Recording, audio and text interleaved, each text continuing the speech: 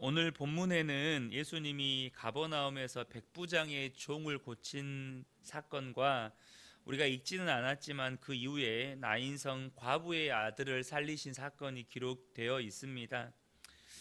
먼저 한 백부장의 사랑하는 종이 거의 죽게 되었는데 예수님께 나와 고쳐 주시기를 구한 그는 예수님으로부터 그 믿음에 대한 칭찬을 받았고 마침내 하인도 생명을 얻습니다.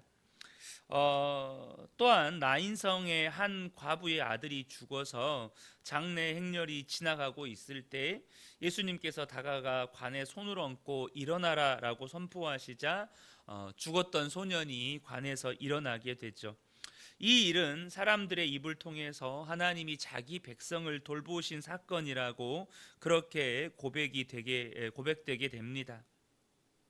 오늘 본문의 두 사건, 그러니까 백부장의 종을 고치신 사건과 나인성 과부의 아들을 살리신 사건은 예수님께서 산 위에서 제자들에게 말씀을 가르치시고 내려오신 이후에 행하신 사건들입니다.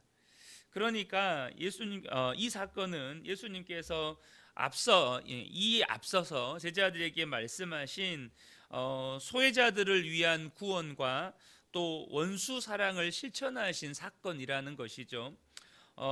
소외된 자들을 위한 구원의 말씀은 누가복음 4장 18절 19절에 보면 이사야서 말씀을 인용하신 예수님의 가르침이 있습니다. 주의 성령이 내게 임하셨으니 이는 가난한 자에게 복음을 전하게 하시려고 내게 기름을 부으시고 나를 보내사 포로된 자에게 자유를, 눈먼 자에게 다시 보게 함을 전파하며 눌린 자를 자유롭게 하고 주의 은혜의 해를 전파하게 하려 하심이라 하였더라 라는 이 말씀을 우리 주님께서 실천하신 것이라는 겁니다. 또 누가복음 6장 27절에 우리가 지난 시간에 나누었던 것처럼 그러나 너희 듣는 자에게 내가 이르노니 너희 원수를 사랑하며 너희 미워하는 자를 선대하며 라는 이 말씀이 오늘 본문에서 그대로 예수님을 통해서 실천되어졌다라고 하는 것이죠. 그러니까 예수님은 자신의 사명과 또한 자신의 가르침을 본인이 몸소 구체적으로 이행하고 실천하셨다는 것입니다. 여러분, 이것이 믿음의 본이라고 하는 것입니다. 예수님께서 제자들을 가르치시면서 가장 신랄하게 비판했던 사람들이 종교 지도자들, 그러니까 바리새인과 제사장들과 서기관들이었습니다. 그런데 예수님께서 그들을 신랄하게 비판했던 이유가 무엇입니까? 마태복음 23장에 보면 그 한 장 전체가 예수님께서 당시 종교 지도자들을 비판했던 내용들을 담고 있습니다. 그런데 그들의 다양한 그 비판의 모습들을 이렇게 어떻게 보면 예수님께서 하나로 이렇게 설명하는 장면이 있어요. 뭐 여러 가지 예수님이 그들의 모습들을 비판하시는데 그들의 모습을 하나로 설명하는 게 뭐냐면 23장 초반에 나와 있는 겁니다. 2절부터 5절을 보면 서기관들과 바리새인들이 모세의 자리에 앉았으니, 이 말은 무슨 말이냐면 모세의 자리라고 하는 것은 율법을 말하는 것입니다. 그러니까 서기관들과 바리새인들이 율법의 자리에, 하나님의 말씀을 대체하는 자리에 앉아 있다라는 거예요. 그러면서 3절부터 5절을 보면 그러므로 무엇이든지 그들이 말하는 바는 행하고 지키되, 그러니까 그들의 말하는 바가 틀렸다는 건 아닙니다. 그들도 모세의 율법을 가르치고 있으니 그들의 말하는 바는 틀린 게 아니라는 거예요. 그래서 그들이 말하는 바는 너희들도 행하고 지켜라 라고 말씀하는 거예요. 그러나 그들이 하는 행위는 본받지 말라. 그들은 말만 하고 행하지 아니하며 또 무거운 짐을 묻고 사람의 어깨에 지우되 자기는 이것을 한 손가락으로도 움직이려 하지 아니하며 그들의 모든 행위를 사람에게 보이고자 하나니 라고 말씀합니다.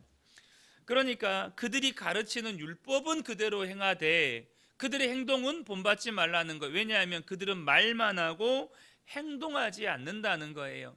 그러면서 무거운 짐을 묶어서 사람의 어깨에 지운다는 말은 뭐냐면 율법만 가르치는 게 아니고 그 율법 외의 조항들까지 더 얹어가지고 사람들에게 지우게 하면서 문제는 그들은 한 손가락도 움직이지 않는다는 거예요. 정작 그들이 사람들에게 지키라고 정해놓은 수많은 조항들을 그들 스스로는 지키지 않고 또한 그들의 행위는 이제 그들이 하는 행동들이 있어요. 근데 그들이 하는 행동들은 뭐냐? 사람들에게 보이려고 내가 이런 사람이다, 내가 이렇게 믿음 좋은 사람이다 라고 사람에게, 하나님께 보이기 위한 것이 아니라 사람에게 보이기 위해서 하는 행동이라는 것입니다. 지금 예수님이 비판했던 핵심은 뭡니까? 말만 하고 행동하지 않는 것을 예수님이 비판하셨다는 것입니다. 여러분, 우리의 입술의 말이 아무리 화려한 언변을 동원하고 아무리 논리적이고 설득력이 있어도 그 말과 동일한 행함이 없으면 여러분, 그 말은 온기가 없는 지식에 불과합니다. 냉랭한 지식이라는 거예요. 여러분, 지식과 입술의 구호만으로는 결코 사람의 행동을 이끌어낼 수 없습니다. 결코 순종과 참여를 이끌어낼 수 없다는 거예요. 오늘 본문의 예수님처럼 자신이 산 위에서 가르치셨던 그 말씀들을 이제 산에서 내려와서 예수님께서 그렇게 행함으로 보여주실 때, 직접 소외된 자들에게 손을 내밀고 자격 없는 이웃을 수용하고 또 용납할 때 차갑기만 했던 그 언어에, 차갑기만 했던 그 지식에 온기가 돈다는 거예요. 그래서 그 온기 있는 말이, 다시 말하면 생명력 있는 말이 사람의 변화를 이끌어낼 수 있다는 거죠.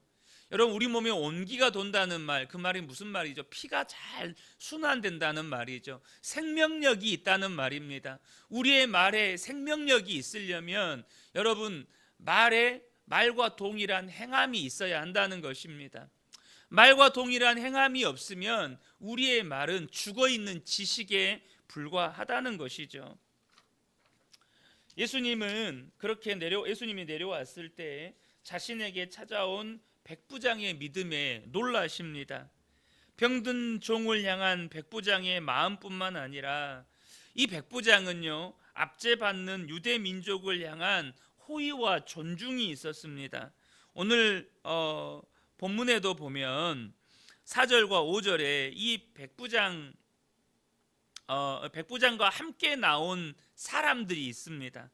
그러니까 거기에는 유대인의 장로들과 또 사람들이 있었어요. 근데 이 사람들이 이 백부장에 대해서 하는 말이 뭐냐면 4절과 5절에 보면, 이에 그들이 예수께 나와 간절히 구하여 이르되 이 일을 하시는 것이 이 사람에게는 합당하니이다. 이 백부장의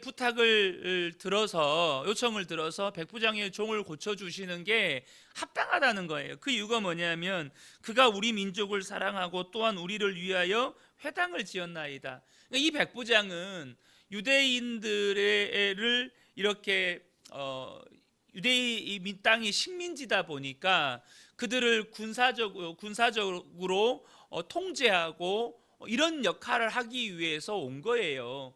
이 사람들은 점령군입니다. 그런데 이 로마에 속한 이 백부장이 이 유대 민족들을 불쌍히 여겼고 그들을 위해서 회당까지 지었다는 거예요.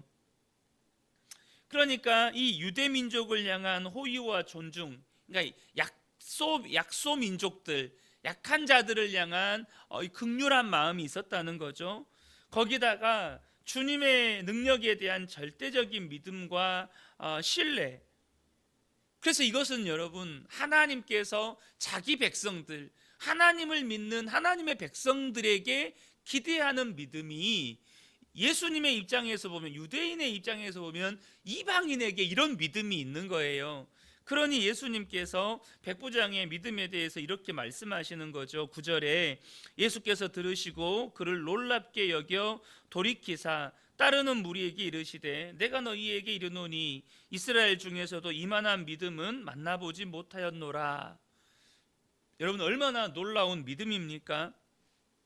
백부장은 이방인이었는데 오늘 본문에 소개된 예수님처럼 믿음과 삶이 일치된 삶을 살았다는 것입니다. 믿음과 삶이 일치되는 사람이었다는 거예요. 분명 그는 이방인이었기 때문에 당연히 아브라함의 자손도 아니고, 당연히 메시아에 대한 말씀을 유대인들보다 훨씬 나중에 들었을 것이고, 아마도 그는 이 유대의 땅에 파견 근무하면서 유대인들과 어울리면서 유대인들로부터 메시아에 대한 말씀을 들었을 것이고, 또 이 파견 근무 이후에 예수님에 대한 소식도 듣게 되었을 것입니다.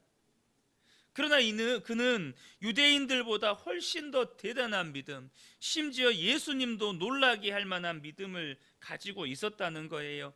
이를 통해서 우리는 무엇을 알 수 있습니까? 믿음은 결코 신앙의 연수에 비례하지 않는다는 것입니다. 그 사람이 모태신앙이고 몇 대째 기독교 집안이고 내가 수십 년째 교회를 다니고 있고 교회에서 어떤 직분을 가지고 있느냐가 그 사람의 믿음과 비례하지 않는다는 거예요. 예수님도 분명하게 그 말씀을 하십니다. 누가복음 13장 30절뿐만 아니라 다른 복음서에도 동일한 말씀이 있는데, 보라, 나중된 자로서 먼저 될 자도 있고 먼저 된 자로서 나중될 자도 있느니라, 이렇게 주님 말씀하셨습니다. 그러므로 여러분, 신앙의 연수가 오래된 것이 절대 우리의 자랑이 될 수가 없다는 것입니다.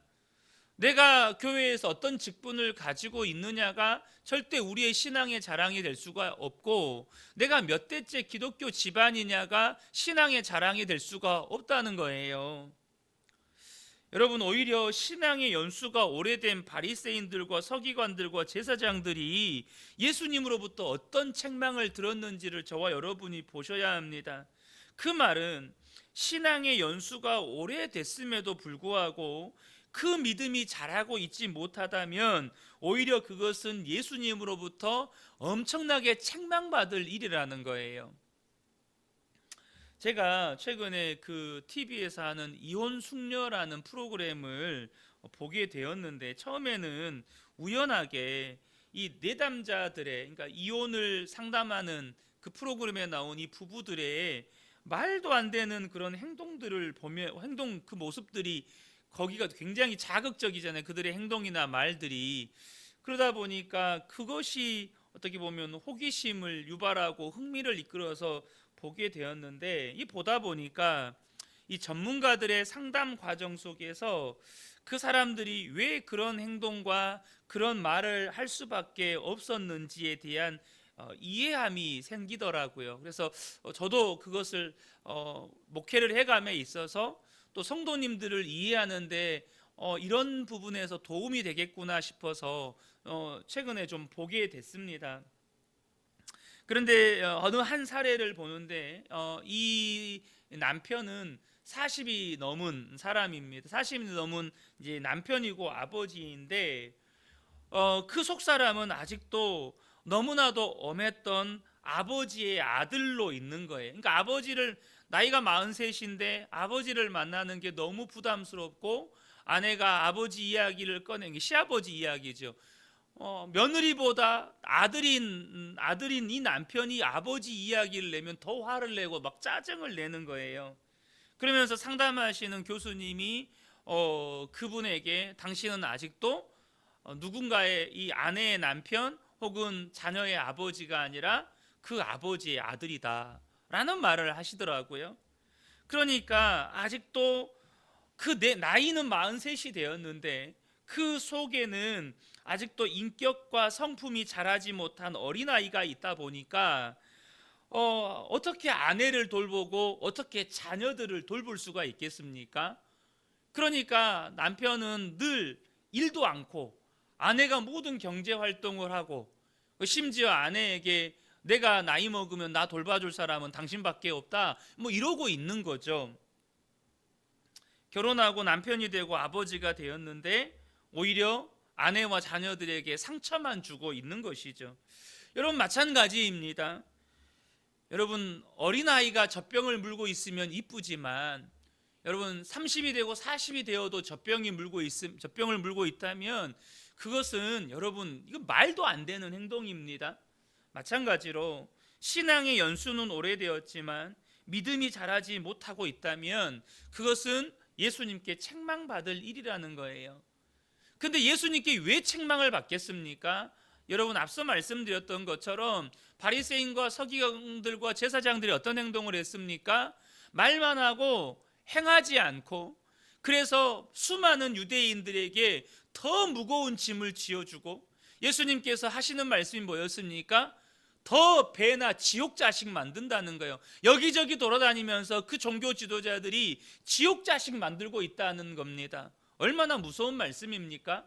여러분, 이 말이 무슨 말이죠? 내가 아무리 신앙의 연수가 오래되어도 내 믿음이 자라지 않으면 오히려 주변 사람들에게 아픔과 상처만 주는 사람이 된다는 것입니다. 오히려 지옥 자식 만드는 사람이 되어버린다는 거예요. 그래서 예수님이 그 종교 지도자들을 향해서 신랄하게 비판하셨던 것입니다. 그러므로 사랑하는 성도 여러분, 저와 여러분의 믿음이 자라셔야 합니다. 믿음이 자라나셔야 합니다. 여러분, 지금 내 생각의 수준을 보셔야 합니다. 내 말의 수준을 보셔야 하고 내 행동의 수준을 보셔야 합니다. 당장 나의 말은 성도나 혹은 내 가족들에게 상처를 주고 있는가, 격려를 하고 있는가? 내 말은, 내 행동은 누군가에게 상처와 아픔을 주는 행동인가, 아니면 누군가를 세워주고 살려주고 일으켜주는 행동인가? 여러분, 이방인이었던 백부장은 이방인이었음에도 불구하고 유대민족들에게 사랑을 베풀고 유대민족들에게 회당을 지어주고, 그래서 유대민족이 예수님께 와서 그러는 거예요. 적어도 이 사람의 부탁은 꼭 들어주셔야 합니다. 이 사람이 우리 민족을, 이 점령군이었음에도 불구하고 우리 민족을 돌봐준 사람입니다. 나중된 자임에도 불구하고 연약한 자들을 돌봐주는 믿음이 이 백부장에게는 있었다는 거예요. 여러분, 절대 우리의 믿음은 신앙의 연수에 비례하지 않습니다. 내가 예수님과 얼마나 친밀하냐에 따라 비례한 거예요. 내가 예수님과 얼마나 친밀하냐, 내가 얼마나 예수님과 연합되어 있느냐, 정말 내가 얼마나 나눔 죽고 예수로 사는 사람이 되었느냐로 우리의 믿음의 성숙도, 우리의 믿음의 나이는 결정되는 것입니다. 저는 우리 근혜교회 모든 성도님들이 정말로 우리의 신앙의 연수가 더해가면 더해갈수록 예수님과 더욱더 친밀해져서 믿음이 자라가는 복된 분들 되시기를 예수님의 이름으로 축복합니다. 아멘.